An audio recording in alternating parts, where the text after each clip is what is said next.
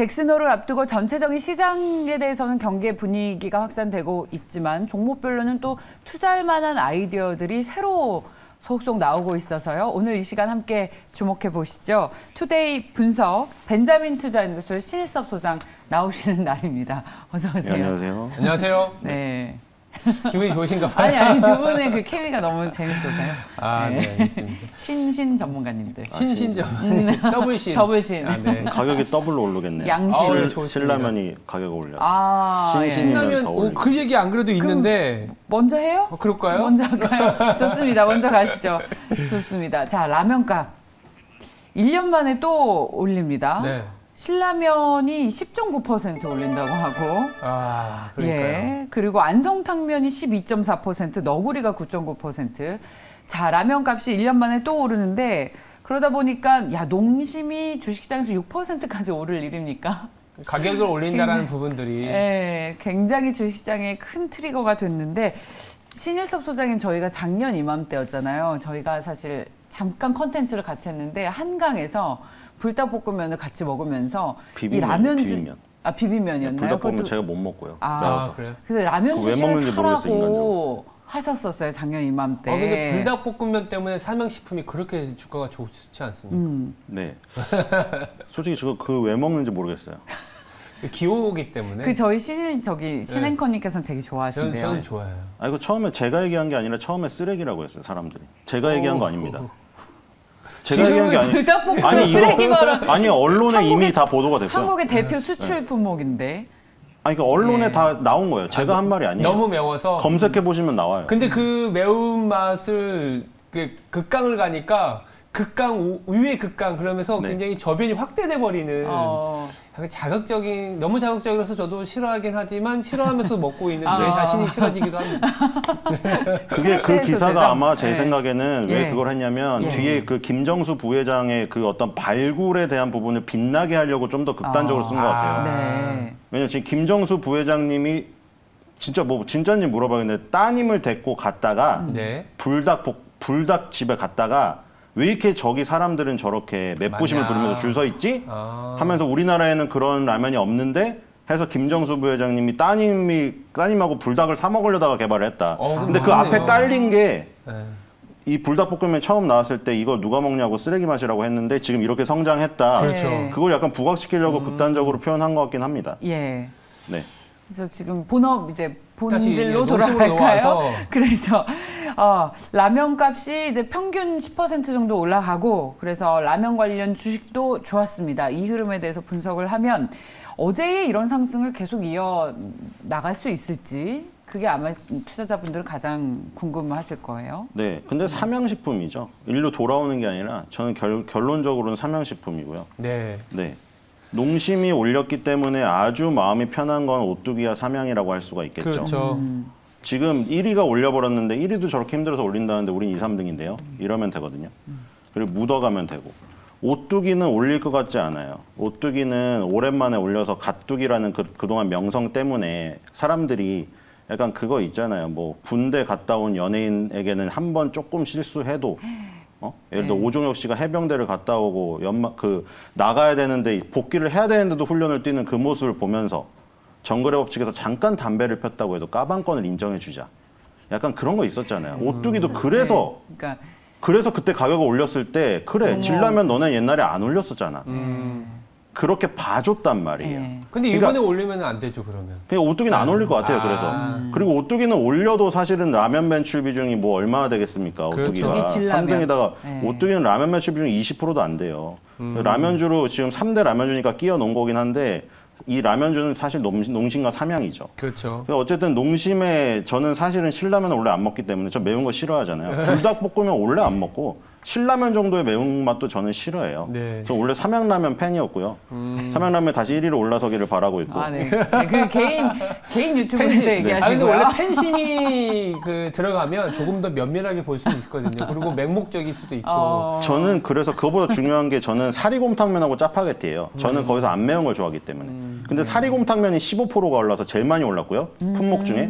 그 다음이 짜파게티거든요. 그래서 슬퍼요. 사리곰탕면의 사골이 정말 함유량이 솔직히 사골의 진짜 사골탕면 사 먹는 것보다 사골탕을 가서 사 먹는 것보다 함유량은 너무 적긴 한데 어쨌든 돈이 없어서 사골탕 한 그릇 10,000원 넘는데 지금 못 사 먹으니까 그냥 그 사골탕면 먹으면서 밥 말아 먹으면 그만 느껴지거든요. 근데 사골 가격이 올라가지고 저희 지금 15%를 올렸어요. 저희 지금 가격 인상에 따른 실적 영향과 주가의 분석을 해야 하는데 신일섭 소장의 개인 라면 근데 평판으로 가만히 생각해 보면 가장 그 서민과 필수 소비재 그렇죠. 그리고 그 런치플레이션이라고 하잖아요. 점심값 요새 줄였지 않습니까? 그랬을 때 가장 먼저 찾는 게 사실 라면이거든요. 라면이 핵심 심볼이지 않습니까? 근데 그 라면을 올렸다라는 거는 어쩔 수 없음에 대한 인식이고 이로 인해서 사실 음식료 업체는 사실 전반적으로 라면이 올랐는데 라는 그 확산 뭐 기대 심리가 생기지 않을까 그렇죠. 그런 생각은 들거든요. 예. 이게 음식료 전반에 투자 포인트로 조금 더 올라서지 않을까요, 소장님? 올라서겠지만 우리나라의 음식료를 뒤통수를 너무 많이 맞기 때문에 그렇죠. 장기적으로 뭐 사실은 저는 이 라면이라는 아이템의 문제인 것 같습니다. 맥도날드의 코카콜라나 햄버거나 아니면 허쉬의 초콜릿 이런 거는 잘 생각해 보세요. 한식을 좋아하는 외국인들 중에 한식을 좋아하는 사람은 비빔밥집 가죠. 스시를 좋아하는 사람은 스시집 가겠죠. 중식을 좋아하는 사람은 중식당 가서 뭐 북경 오리를 먹겠죠. 다 다르잖아요. 외국인들이 좋아하는 게. 근데 그러고 나서 후식으로 먹는 게 콜라나 초콜릿이에요. 그러니까 이 라면이란 거는 한계가 있다는 것이죠. 라면을 안 먹는 사람은 아예 먹지를 않거든요. 한국 라면. 그 매운 것도 저 한국인조차도 매운 거를 싫어하는데 외국인 같은 경우에는 뭐 맵 챌린지 그거 한 번 하는 거 말고 꾸준히 먹으려면은 그 매운 걸 정말 좋아해야 되거든요. 그러니까 그런 어떤 한계, 확장성의 한계가 저는 뭐 글로벌로 가지 못하면 결국에 이런 요소에 따른 것은 그냥 사이클만 탈 뿐이다. 그런 생각이 들고 그리고 어쨌든 삼양라면이 더 유리한 이유는 삼양라면은 지금 전량 수출을 하고 있고 네, 맞아요. 그래서 12개월, 우리나라에서는 12개월인데 왜 6개월이냐고 중국 상하이맹 대사가 김정수 부회장 그 대사관에 불러가지고 따지고 있는 거 아니에요. 근데 원래 다 6개월입니다. 수출품은 다 6개월이고요. 그리고 지금 농심에 비해 삼양라면이 그래서 유리한 거죠. 농심은 미국에 공장이 있고 지금 고환율이 지속되고 있잖아요. 외국인이 매수가 저렇게 들어오는데 왜 환율이 오르는지는 이상하지만 농심보다는 삼양라면이 지금 고환율의 그 이득을 더 보고 있고 맞아요. 그리고 농심이 지금 소비자단체에서 전부 다 집중 포화를 맡고 있는 이 가운데 삼양식품이 슬그머니 올린다. 그러면은 소비자랑 댓글의 그 방향성과는 전혀 반대로 움직일 가능성이. 그러니까 우리가 항상 생각해야 되는 거는 소비자와 주주를 이꼬르로 만들지 않으면 그 불만이 쌓이게 돼요. 예. 근데 그거는 예를 들어 보세요. 임직원의 월급이 깎인다. 임직원들은 싫겠죠. 하지만 회사는 마진이 올라갑니다. 라면도 마찬가지죠. 지금 소비자들의 불만이 많아지고 있죠. 주주들은 좋죠. 주가가 오르니까요. 그것을 같이 맞추려면 소비자이자 주주가 되어야죠. 아니면 이율 배반적으로 행동하던가요. 아침에는 라면 가격을 왜 인상했냐고 떠들지만 주식시장이 열리면 주식시장에 그걸 사고 있죠. 자기의 양심에 거죠. 그냥 허용이 된다면 최대한 이율 배반적으로 행동하는 게 주식시장에서는 이득을 얻는 길입니다. 그러면 음식료에서는 아니면 좀 범위를 좁혀서 라면에서는 삼양식품이 탑픽이다. 탑픽이고 사실 제아이고수에서도 초반에 삼양식품을 소위 말해서 밀었거든요. 잘 가고 있고 저도 점수를 좀 후하게 준 기억이 나는데 고환율에다가 가격이 올라가고 있고 경우에 따라서는 이제 원재료 가격이 내려가는 딱 주식시장에서 딱 좋아하는 컨셉인 것 같아요. 그러면 라면에서는 삼양식품 만약에 범위를 넓혀서 음식료로 따진다면 음식료를 포함해야 될지 아니면 그 안에서는 어떤 토픽이 있을지 음식료는 사실 뭐 보이는 게 사실 없습니다. 삼양식품 말고는 없고 일단 짜파게티 아까 제일 많이 오른 이유는 그 올리브 별첨 스프 때문에 올랐어요. 올리브유가 올라서. 그래서 제일 많이 오른 거고요. 그것 때문에 삼양식품도 만약에 불닭 소스 가격이 올랐다는 이유로 이걸 인상을 하면은 지금 굉장히 많은 효과를 볼 수가 있겠죠. 오케이. 그렇게 되면은 2020년 6월 달에 기록한 14만 원도 무리가 아니다는 생각이 듭니다. 알겠습니다. 그러니까 삼양식품으로 거의 그냥 압축을 하겠습니다. 라면 가격의 상승이 전반적으로 음식료 가격의 상승에 영향을 미칠까에 대한 질문이었는데 그렇진 않다라는 의견이셨고 혹시 우리 앵커님께서는 다른 의견 있으십니까?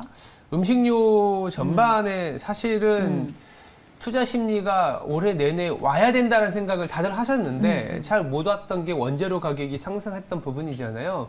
근데 이게 레깅 효과, 그러니까 시차 효과가 좀 있거든요. 지금 2분기까지는 그렇게 좋은 상황은 아닌 것 같아요.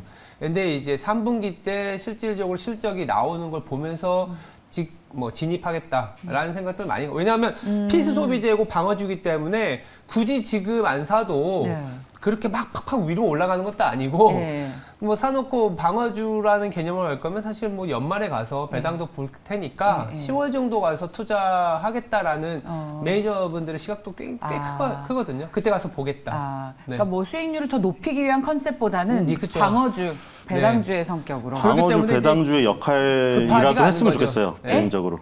그거라도 좋겠다? 해줬으면 좋겠어요. 왜냐면 지금 성장주는 이미 지났거든요. 맞아요. 방어주에서 성장주로 변신할 때가 언제였냐면 우리나라가 미투 제품이 많아졌을 때예요.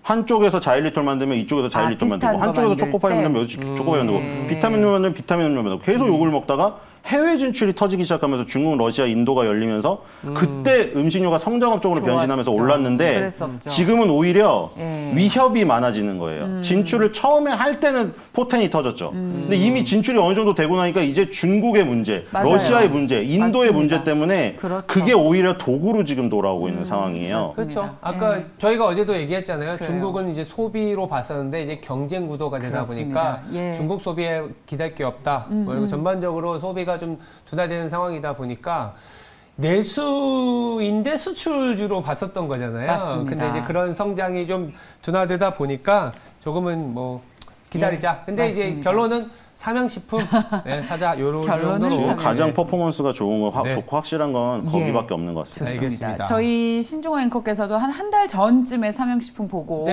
그 이후로 수익률이 좋았는데 역시나 시장의 관심은 관련 종목으로 압축이 됐습니다.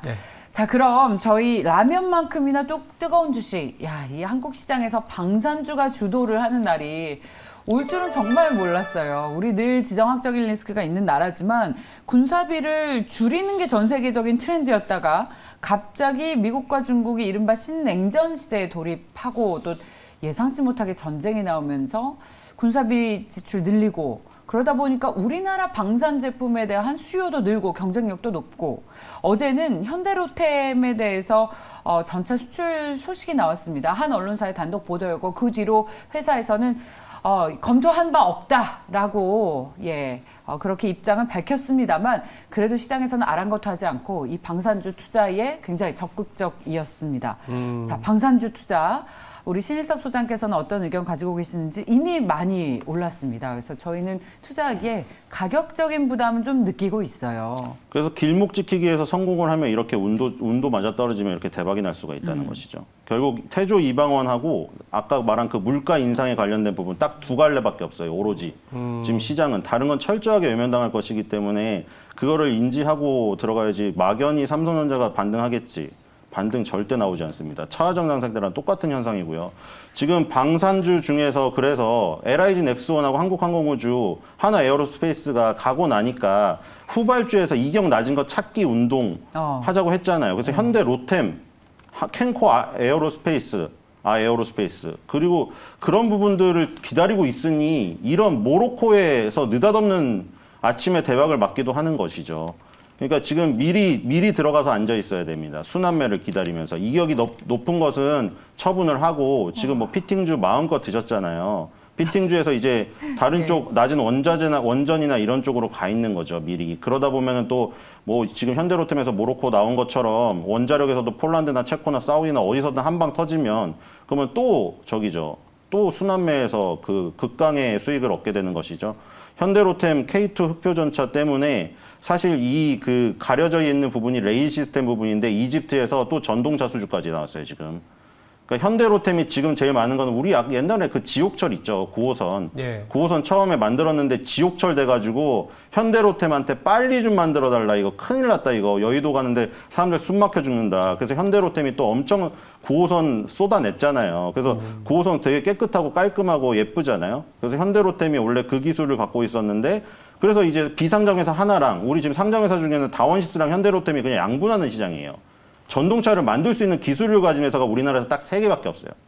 그러니까 그건 독점을 하는 거고 만약에 이 방산이 지나더라도 뭐 계속 그 경기도권 주민분들이 바라시는 그 GTX가 만약에 이번 정권에서 적극적으로 추진된다.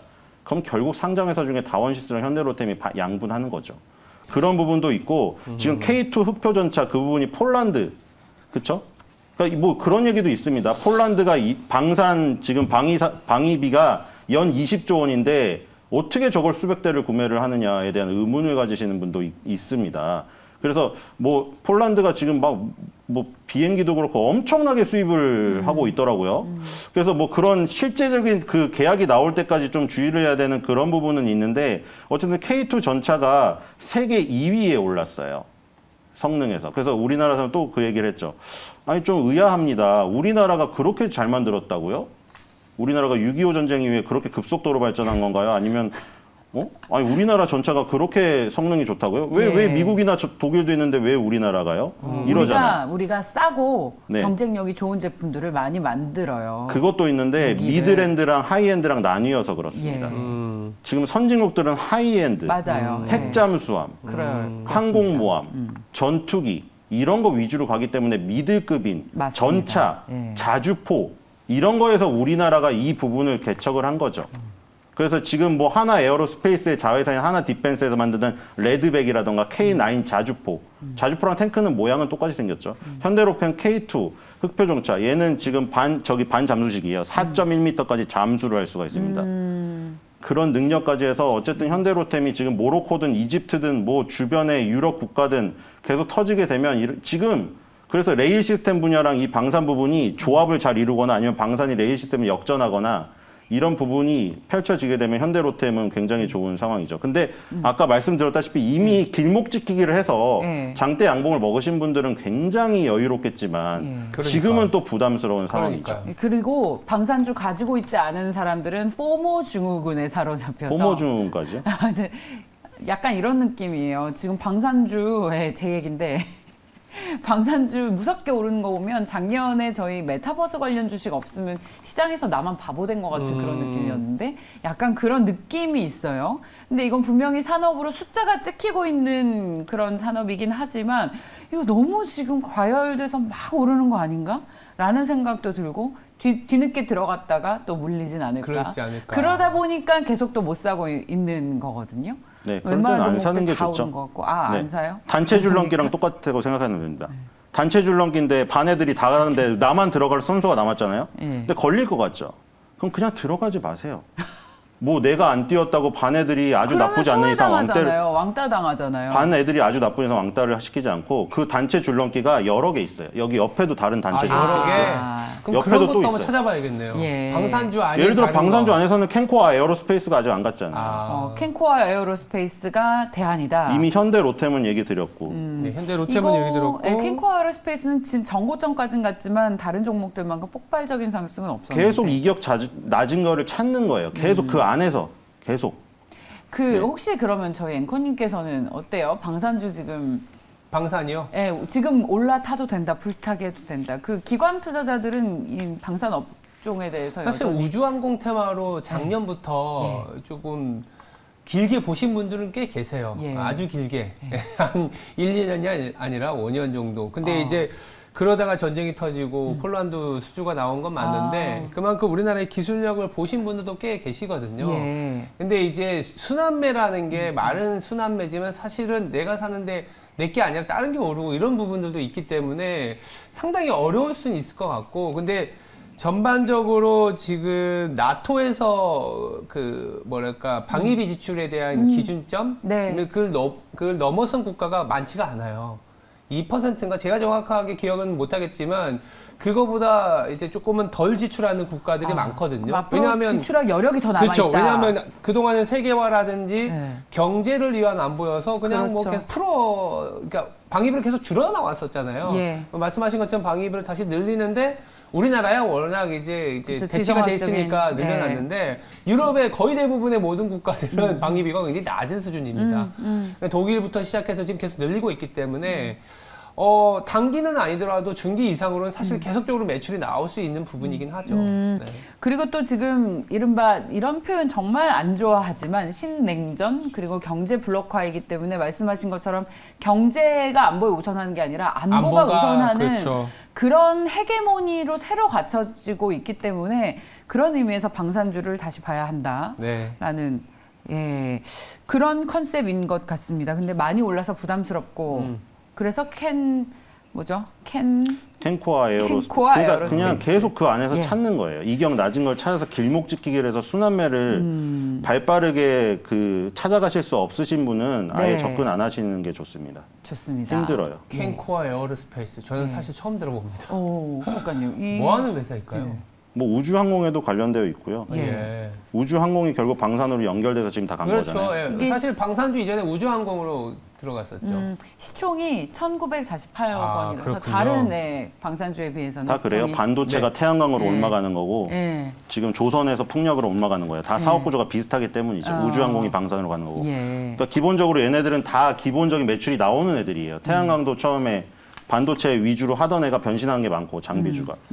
그럼 이제 눈에 보이는 방산도 있지만 눈에 보이지 않는 방산도 있거든요. 보안이라든지 사이버 공격 맞네요. 이런 것도 사실 넘어가지 않을까요? 맞네요. 네, 이게 만약 계속 커진다면 격가지를 계속 치겠죠. 지금 2차 전지가 소재에서 부품 장비로 흘러간 것처럼. 저희 사이버 보안. 그러니까 눈에 보이지 않는 이제 방산으로 또 넘어갈 가능성이 높지 않겠냐. 그렇게 계속 아이디어를 확산시켜내면 결국에는 사이버 보안의 중요성까지. 저는 그게 더 중요해질 것 같아요. 눈에 보이는 거는 이제 사실은 이제 러시아 우크라이나 전쟁으로 인해서 비축을 하는 건 맞잖아요. 그리고 계속 이제 전쟁이 안 터지게 하려는 눈에 보이는 건 있는데 상시적으로 전쟁이 터지는 거는 눈에 보이지 않는 쪽이니까 그러니까 전쟁이 계속 터지는 쪽은 어디냐? 눈에 보이지 않는 쪽이잖아요. 거기는 계속 메인터넌스도 있어야 되고 계속적인 매출이 있어서 오히려 더 안정적인 매출이 나가는 건 사이버 보안이나 사이버 방산이지 않겠냐는 생각도 듭니다. 맞네요. 아이디어를 확장시켜서 사이버 보안 관련 기업에 관심을 갖는다면 우리가 가장 좋아하는 쌀때 길목 지키기도 가능한 그런 컨셉일 것 같아요. 자, 오늘도 이야기가 상당히 두터워지고 있습니다. 자, 그러면 또 어제 방산과 라면만큼이나 관심이 높았던 이게 지금 항공주나 여행주가 왜 지금 오를까? PCR 검사 폐지한다. 저희 앞서 앵커 브리핑에서도 이야기를 했었죠. 리오프닝 주식이 사실 환율 많이 오르고 코로나가 재확산돼서 피해주였었는데 다시 또 각광을 받고 있습니다. 이 PCR 검사 폐지에 따른 수혜주들이 앞으로 계속해서 주식시장에서 추가 상승 이어갈 수 있을지에 대한 아이디어를 다시 한번 검토해보고 싶은데요. 신 소장께서는 어떤 의견 갖고 계십니까? 일단 카지노가 가장 유리하겠죠. 우리나라를 찾아오는. 그래서 지금 그 파라다이스가 가장 유망하다고 생각이 되고요. 이게 만약에 이런 이슈가 없었다면 사실 원래 좋아야 되거든요. 왜 좋아야 되냐면 지금 중국은 대만이랑 홍콩을 자기네 나라라고 생각을 해요. 그 홍콩도 그렇고 마카오도 그렇고 대만도 그렇고 다 자기 영향권 아래 두려고 하기 때문에 마카오에 또 알짜 카지노들이 있잖아요. 거기에다 다 중국 고위 관료를 앉혀서 다 배당을 받아가고 있어요. 그러니까 마카오에서 장사하기 싫죠, 사업자들은. 그래서 샌즈 차이나라던가 지금 멜코 리조트 앤 인터내셔널 이런 것들 지금 미국 시장에 상장된 홍콩, 마카오에서 활동하는 카지노 업체 주가들이 다 땅굴을 파고 있어요. 그러면 당연히 중국 그 VIP들이 눌리면 이쪽으로 넘어와야 되거든요. 근데 그런 게 있는데 중국인들이 마카오에서 이쪽으로 넘어오질 못하고 있잖아요. 그래서 다른 하나의 축, 일본인들을 지금 대상으로 올리고 있다. 근데 이게 더 좋아요. 파라다이스나 GKL한테는. 일단 파라다이스가 뭐 일본인 VIP가 한 40% 되고 GKL은 30% 됩니다. 그 이유는 아무래도 파라다이스 그 복합 리조트를 일본의 세가삼이랑 같이 운영하고 있잖아요. 그러니까 아무래도 일본 쪽에 더 가깝겠죠. 그리고 일본인 관광객이 많은 게 더 좋아요. 중국 아니고요? 일본인 VIP들은 와서 슬롯머신하고 게임 즐기고 가는데 이 중국인들은 하도 주윤발 영화를 봐서 그런가 뭐 홍콩 거를 안 봤을 수도 있는데 이겨서 어떻게든 카지노를 꺾고 나가려고 해요. 그거를 판돈으로 눌러가지고. 그러니까 홀드율 면에서 밀려요. 중국인들이. 그리고 중국인들은 맨날 와서 하는 게 그 전기빵 가가지고 바카라만 즐기고 있어요. 돈을 디파짓하지 않고. 승부가 빨리 끝나는 것들. 빨리 끝나고 판돈. 그러니까 야구 선수들이나 연예인들이 맨날 나오는 게 1시간 만에 무슨 뭐 1억 5천원 잃었다. 그게 바카라를 해서 그런 거예요. 너무 공감하십니까? 아니, 전 잘 모르는데 카지노 매출과 수익 구조를 너무 잘 알고 계시니까. 너무 잘 아시고. 그러니까 일단 지금 판돈은 늘어났잖아요. 판돈은 지금 늘어나고 있고 홀드율만 올라가면 되는데 홀드율이 일본인이 올라가는 게 유리한 거죠. 지금. 디파짓을 많이 해야 카지노가 또 돈 벌죠. 그리고 파라다이스는 그러니까 GKL보다 세가삼이랑 같이 운영하니까 당연히 일본인 VIP가 많은 것이고 그리고 복합 리조트는 지금 잘 되고 있죠. 그렇구나. 지금 여러분들 파라다이스티 예약했을 때 여름에 보시면은 원더랜드라던가 그 옆에 그 시메르라던가 그 코로나19 때 안 했잖아요. 거기 있던 직원분들을 퇴사시켰었어요. 근데 지금 다시 운영이 재개됐잖아요. 그렇기 때문에 더 갑니다. 왜냐하면 그 부대시설 즐기려고 갔던 사람들이 많기 때문에. 그래서 지금 그 객실 투숙률이 60% 후반대까지 올라갔어요. 파라다이스. 예, 그리고 평균 판매 단가가 33만 원 정도. 이 환율 이깁니까? 환율 악재 괜찮습니까? 환율 악재요? 지금 그것보다는 그게 크죠.